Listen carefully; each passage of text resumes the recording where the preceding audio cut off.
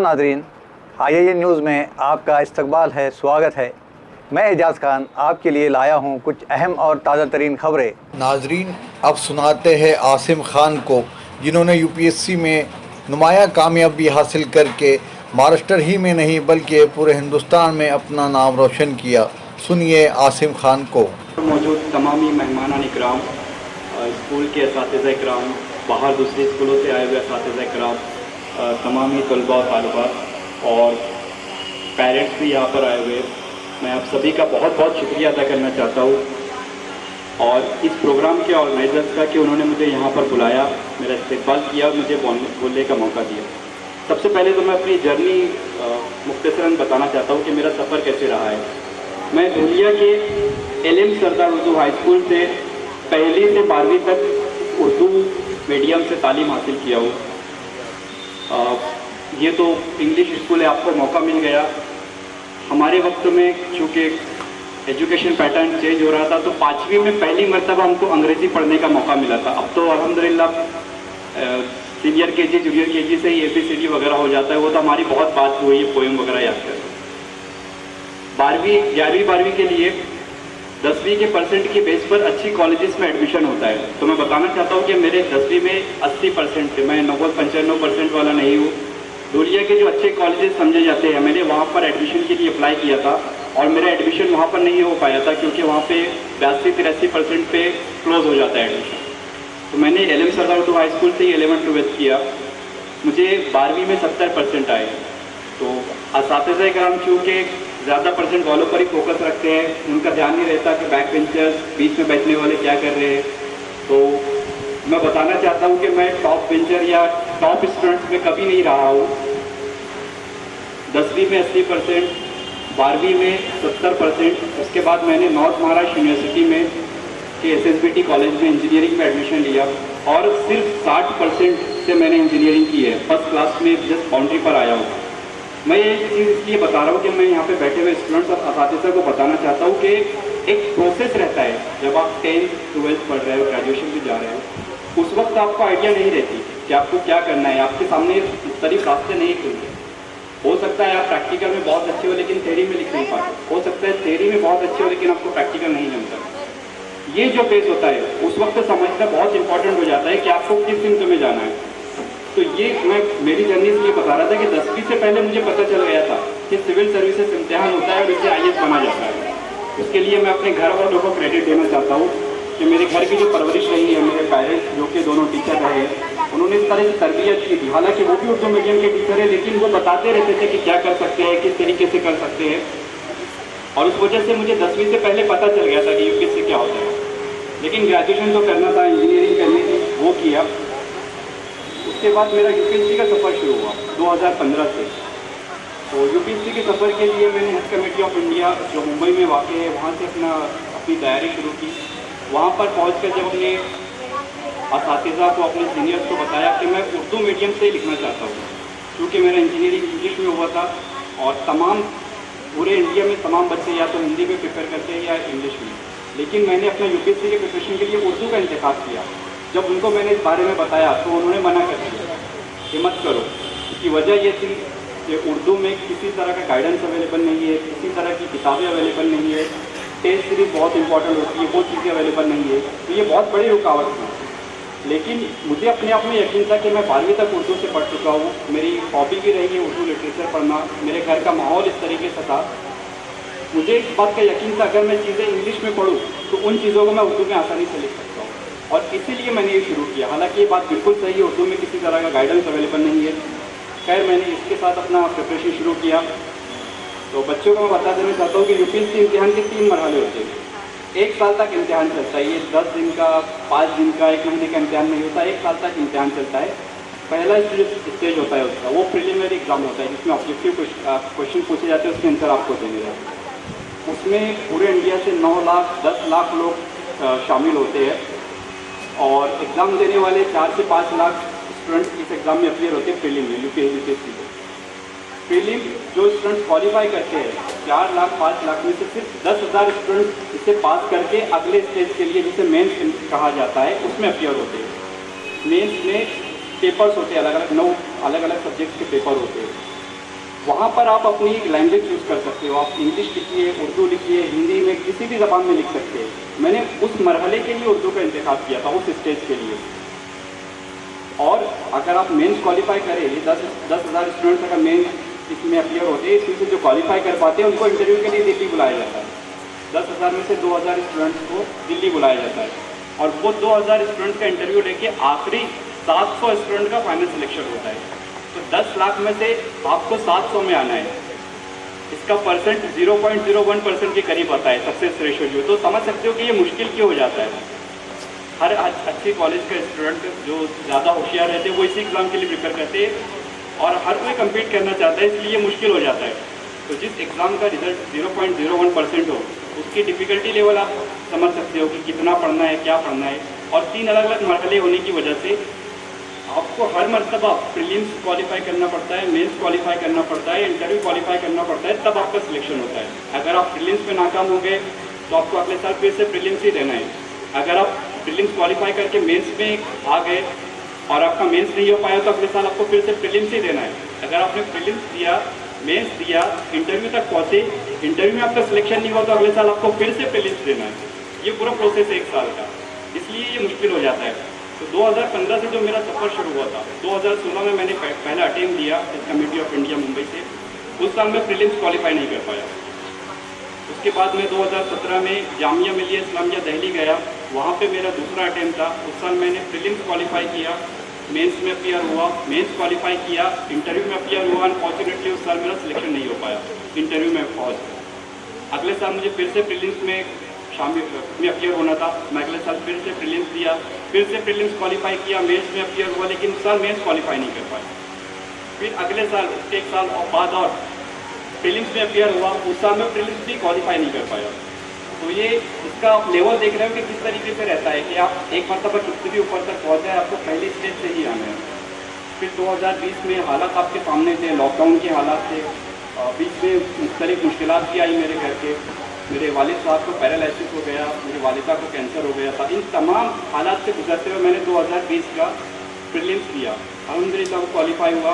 फिर मेंस दिया, वो क्वालिफाई किया, इंटरव्यू में अपीयर हुआ और फाइनली 2020 का सिविल सर्विसेज इम्तिहान 558वीं रैंक के साथ कामयाब कर पाया हूँ।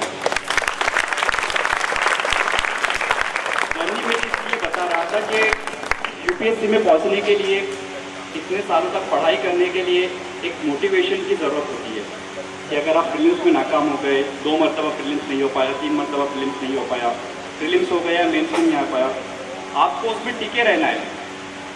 ये सिर्फ मेरी जर्नी नहीं है, यूपीएससी के जितने भी स्टूडेंट पास हो रहे हैं, 761 इस साल सिलेक्शन हुआ है, उसमें से 500 साढ़े 500 स्टूडेंट्स ऐसे ही होंगे जो 3 मरतबा, 4 मरतबा, 5 मरतबा इस इम्तिहान में अपीयर हुए, उसके बाद रिजल्ट आया है। 8 अटेम्प्ट 9 अटेम्प्ट तक लगते हैं लोगों को एग्जाम को क्लियर करने के लिए।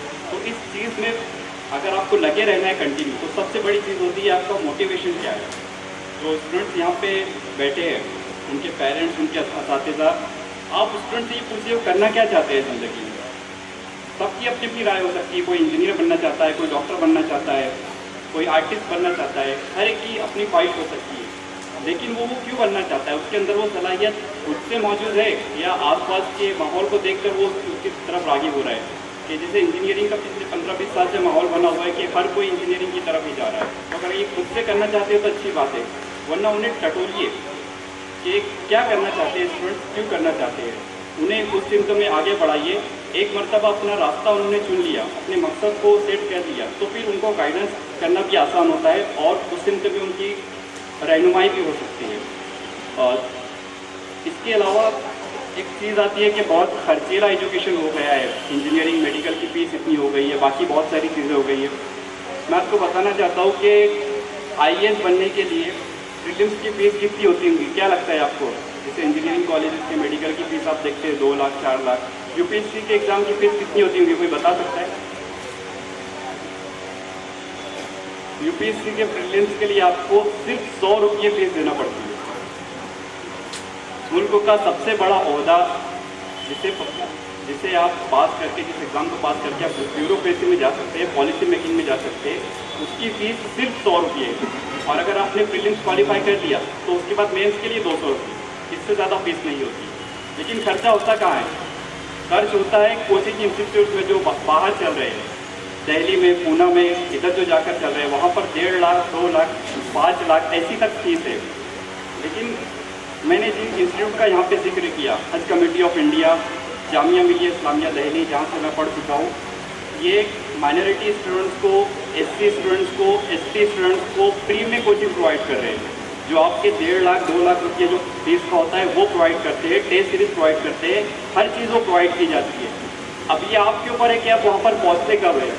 जो मिशन यूपीएससी शुरू हुआ है, तो मुझे यकीन है इस बात का कि जो स्कूल वाले इसको कंडक्ट कर रहे हैं कि जब कि आपके 7वीं के 9वीं के स्टूडेंट ग्रेजुएशन जब करेंगे तो इंशाल्लाह पहले ही बार में वो इस इंस्टीट्यूट में पहुँच जाएंगे, हज कमेटी में, जामिया मिलिया इस्लामिया में। और एक मरतबा आप वहाँ पर पहुँच गए तो फिर आपके लिए रास्ते बहुत आसान हो जाते हैं आगे, क्या करना है, कैसे करना है, पढ़ाई कैसे करनी है।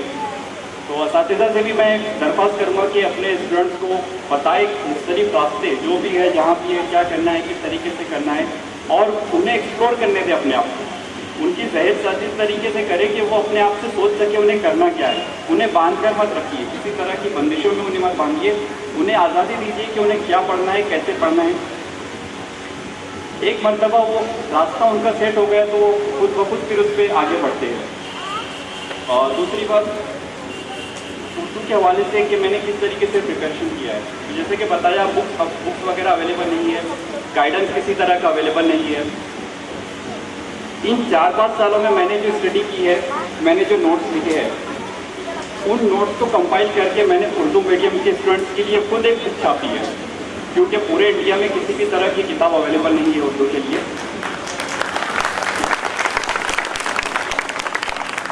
मेरी किताब पढ़ने के बाद जो स्टूडेंट उर्दू मीडियम से प्रिपेयर करना चाहते हैं, अल्हम्दुलिल्लाह उनके सामने तमाम चीज़ें आ जाती है कि क्या पढ़ना है, कहाँ से पढ़ना है, टेस्ट सीरीज कौन सी लगानी है, न्यूज़पेपर कौन सा पढ़ना है, ये सारी चीज़ें मैंने उसमें दे दी है।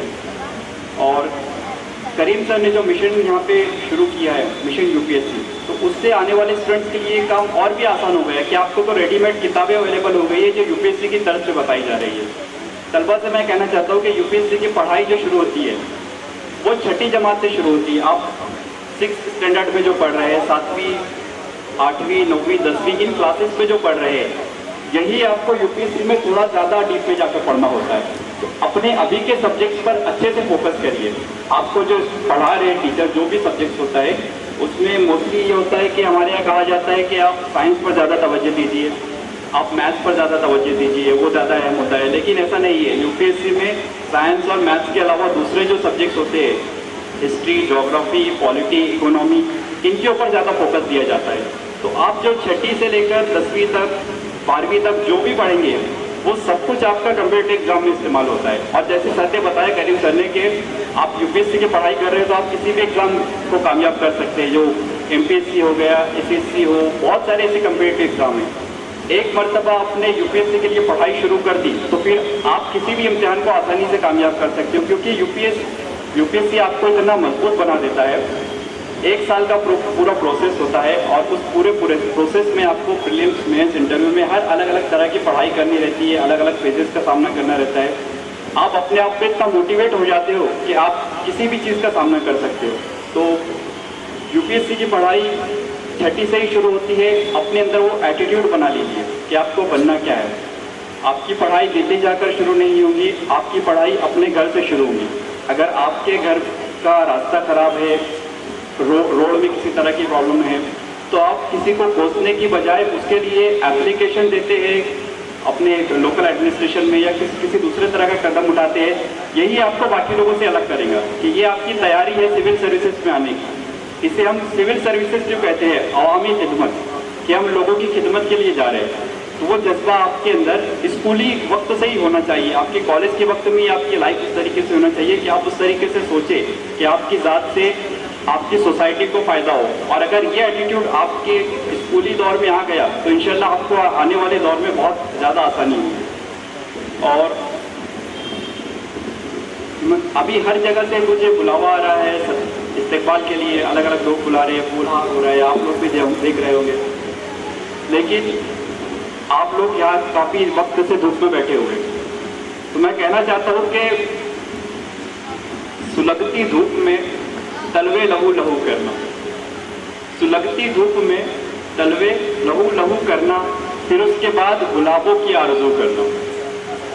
यही वक्त होता है कि जब तक आप मेहनत नहीं करोगे, एक गुलिस्तान, एक गार्डन को बनाने के लिए आपको मेहनत करनी पड़ेगी, आपको धूप में उसके लिए प्लांटेशन करना होगा, उसके बाद ही कई सालों बाद आपको उसका रिजल्ट मिलेगा। और यही चीज़ इम्पोर्टेंट होती है। आज के दौर में आगे बढ़ने के लिए तालीम के अलावा दूसरा कोई रास्ता नहीं है।